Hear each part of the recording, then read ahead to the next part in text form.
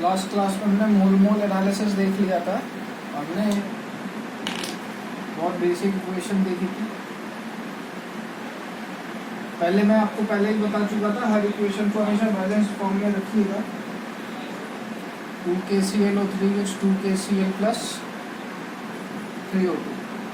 मोल analysis में अपन क्या कर देते हैं, moles of KClO3 divide by उसका stoichiometric coefficient equal to moles of KCl by उसका stoichiometric coefficient equal to moles of O2 by उसका stoichiometric coefficient. Once mole has been calculated, वो उसकी मर्जी, वो आपसे क्या निकलवाना चाह रहा है।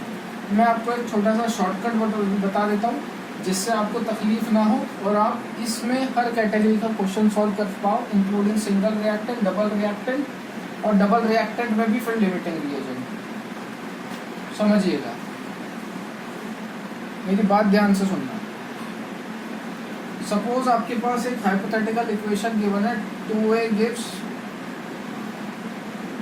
3B plus 5C। ये एक सिंगल रिएक्टेंट सिस्टम है, आप यहाँ से आसानी से देख सकते हैं। उसने बोल दिया आपसे कैलकुलेट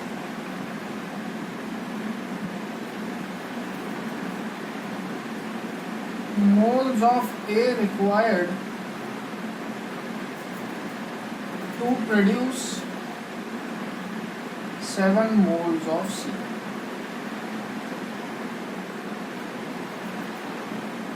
उसने क्या बोल दिया आपसे,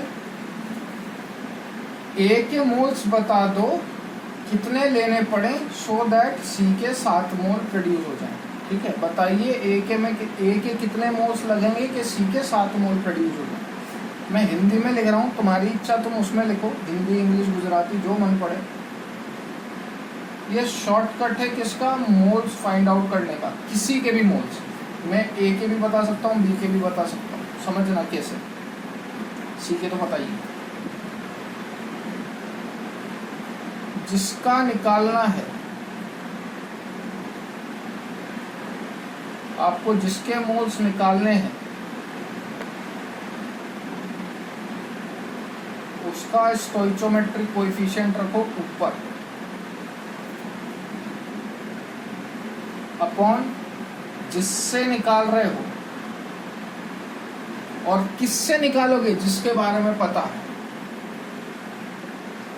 जिससे निकालना है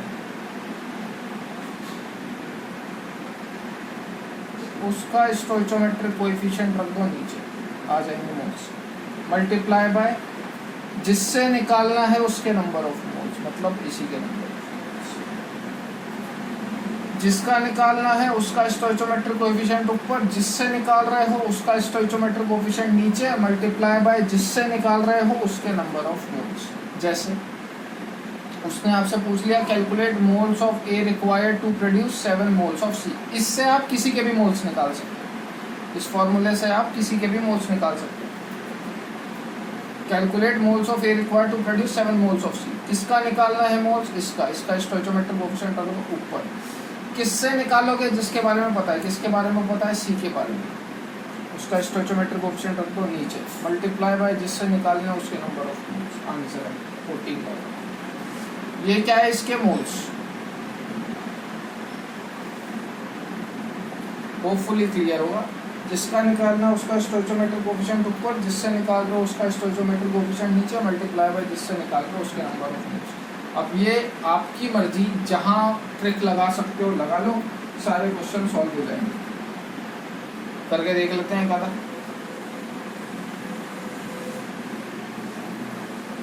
ये सिंगल में भी लगेगा, डबल में भी लगेगा, लिमिटिंग में भी लगेगा, सब जगह लगेगा। अभी मैं सिंगल का सिर्फ एक क्वेश्चन करा रहा हूँ, then we move on to double reaction. अब मोल्स से आप क्या क्या फाइंड आउट करते हो ये आपके ऊपर है, सब कुछ तो फिक्स हो नहीं सकता है, थोड़ा दिमाग मेरे को भी लगाने पड़ेगा। कैलकुलेट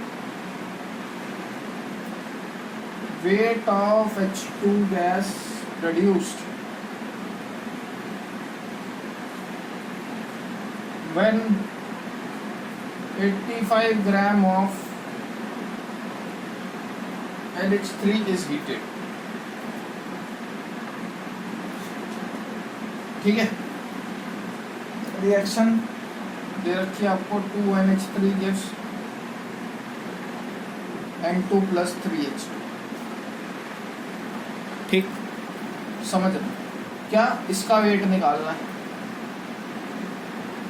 दिया किसके बारे में है, इसके बारे में दिया गिवन।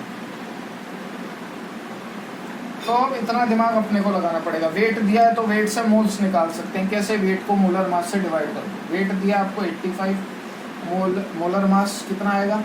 हाइड्रोजन का 3, नाइट्रोजन का 14, 17 है ना।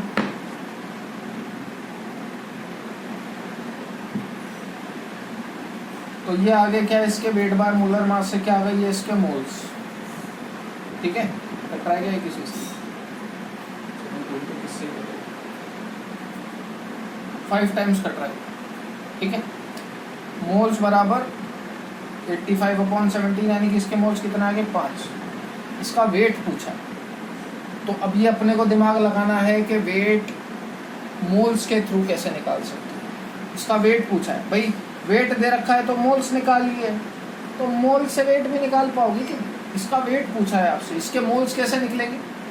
जिसका निकालना है उसका स्टोइचोमेट्रिक कोफिशिएंट ऊपर, इसका वेट निकालना था, मैं मोल से वेट निकालना, इसका स्टोइचोमेट्रिक कोफिशिएंट ऊपर, जिससे निकालना उसका स्टोइचोमेट्रिक कोफिशिएंट नीचे, इसके बारे में ही पता है, मल्टीप्लाई है, जिससे निकाल रहे हो उसके नंबर ऑफ मोल्स। इसके मोल्स कितने आए? कटपुट तो हो नहीं रहा, 15/2 ये मोल्स आ गए।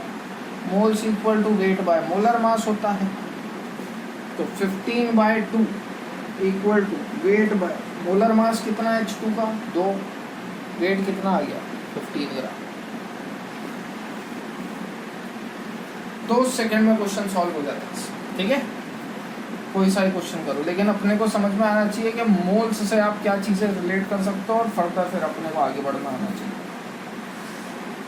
क्योंकि मोल्स आप फिर बोलोगे कि भैया सर मोल्स का भी बता दो, तो ऐसा तो कुछ नहीं है। पूरा चैप्टर ही मोल से रिलेटेड है, तो मोल से तो उसने पता नहीं किया कोई बात नहीं, सब पढ़ चुके हैं अपन, तो इतना दिमाग अपन में होना चाहिए कि मोल से आप क्या क्या निकाल सकते हो। सेकेंड केस की बात कर रहा हूँ,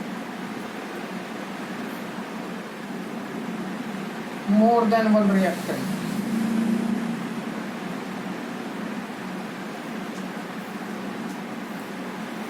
मतलब सिंगल की जगह अब 2 रिएक्टेंट है।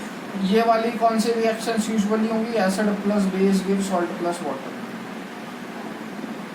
वही सेम फंडा, क्वेश्चन दिया हुआ है, calculate weight of HCl required to neutralise